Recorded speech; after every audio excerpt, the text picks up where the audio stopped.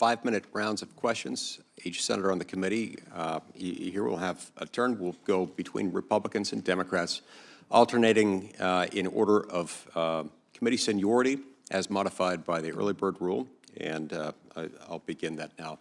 Mr. Delfemeyer, why don't we start with you? As a lawyer, you're aware of the fact that NEPA, the National Environmental Policy Act, is a procedural statute. It doesn't require a specific foreordained or substantive outcome. It rather requires that agencies take a hard look at environmental impacts. Recognizing that, and given the urgency that we face and the energy space, the Department of Interior recently invoked some procedures to speed up the process. There are a lot of countries that have emulated our NEPA law, and it's worked well for them. A lot of them have been very good at this point in making sure that the process doesn't take longer than necessary. And so the plan, as I understand it, at the Department of Interior would be to complete environmental assessments within 14 days and environmental impact statements within 28 days for energy projects. Now, do you believe these expedited timelines are consistent with NEPA's requirements, and how do you plan to help the department meet those goals? Thank you, Chairman Lee. As we discussed in your office, and I very much enjoyed my time with you and your staff, I very much agree with President Trump that our country does face an energy crisis. With generative AI and data centers and advanced manufacturing, our demand curve is going up exponentially. And meanwhile, we have a permitting system that takes far too long to actually meet the increase in demand that we're facing.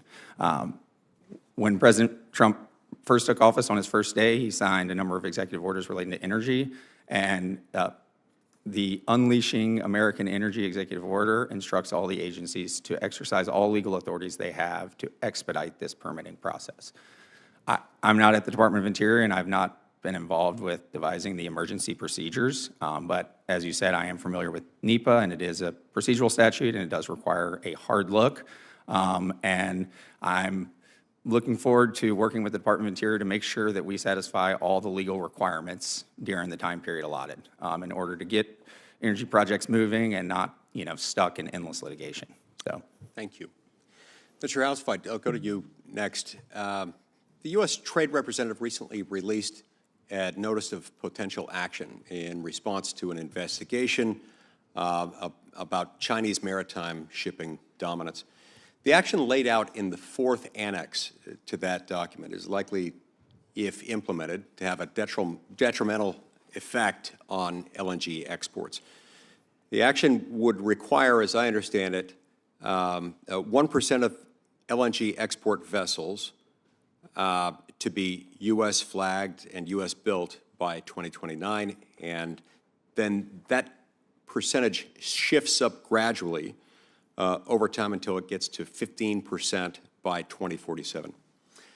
But the action would also allow USTR to suspend LNG export licenses until the terms of the action are met. Now, this is, in my mind, raises considerable concerns and bears a striking, stunning resemblance to the so-called Jones Act. Now, the Jones Act, of course, applies with regard to shipments between U.S. ports, one U.S. port to another without an intervening stop in another country. Requires them to be U.S. built, crewed, flagged, and so forth. In your opinion, does USTR have the authority and the jurisdiction to suspend Department of Energy LNG export licenses through a rulemaking procedure? Senator, thank you for the question. This is not an area of expertise, but I can say that LNG has been a force of good for the world. It's been a boon for the U.S. economy. It's delivered affordable, reliable energy to our allies across the globe.